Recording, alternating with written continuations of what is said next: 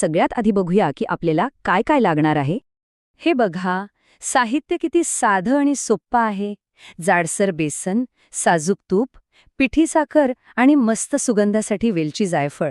म्हणजे बहुतेक सगळ्या गोष्टी आपल्या स्वयंपाकघरात अगदी सहज मिळतात.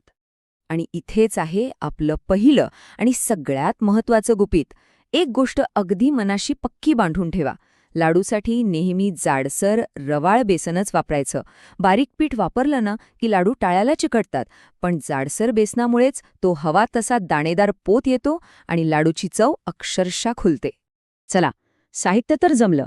आत्ता आपण वळतोय त्या टप्प्याकडे जिथे खरं तर लाडूचं भवितव्य ठरतं. तो टप्पा म्हणजे बेसन भाजण्याची कला.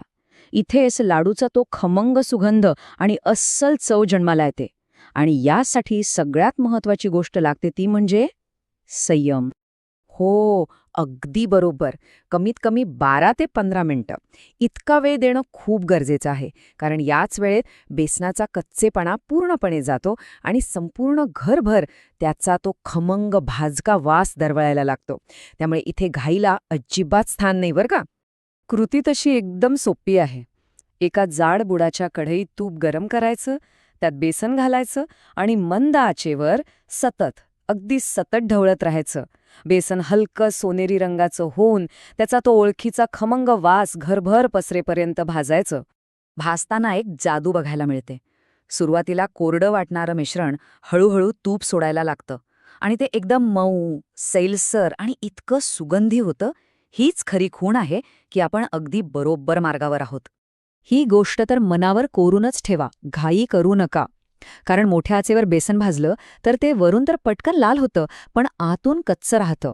आणि मग लाडवाला एक कडवट चव येते, जी सगळी मेहनत वाया घालवते. म्हणूनच मी म्हटलं, संयम हाच या रेसिपीतला खरा मसाला आहे.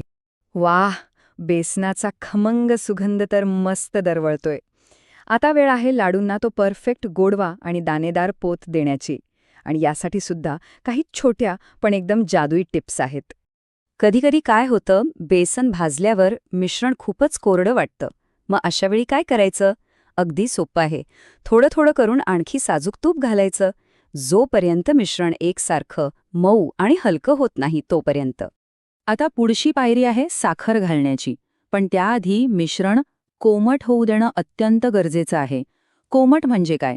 सोप्या भाषेत सांगायचं तर मिश्रण इतकं थंड करायचं की त्याला आपण सहज हात लावू शकू, पण ते पूर्णपणे गार झालेलं नसावं. आणि ही चूक तर अजिबातच करायची नाही. कारण गरम मिश्रणात साखर घातली की ती लगेच विरघळते आणि सगळं मिश्रण पातळसर होऊन जातं. मग त्याचे लाडू वळताच येत नाहीत आणि सगळी मेहनत वाया जाते. हेच ते छोटंसं रहस्य आहे जे लाडूंचा आकार टिकवून ठेवतं. चला, आता आपलं मिश्रण छान कोमट झालंय.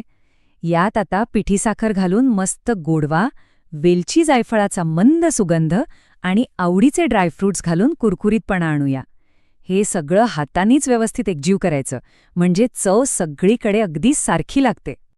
आणि आता आपण आलो आहोत शेवटच्या आणि माझ्या मते सगळ्यात आनंददायी टप्प्याकडे.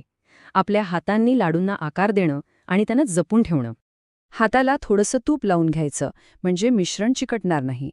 आता मिश्रणाचा छोटा गोळा घेऊन दोन्ही हातांनी दाबून त्याला छान गोल आकार द्यायचा.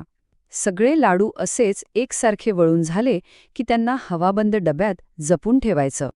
आणि हे लाडू व्यवस्थित ठेवल्यास 10 ते 12 दिवस अगदी ताजे आणि चविष्ट राहतात.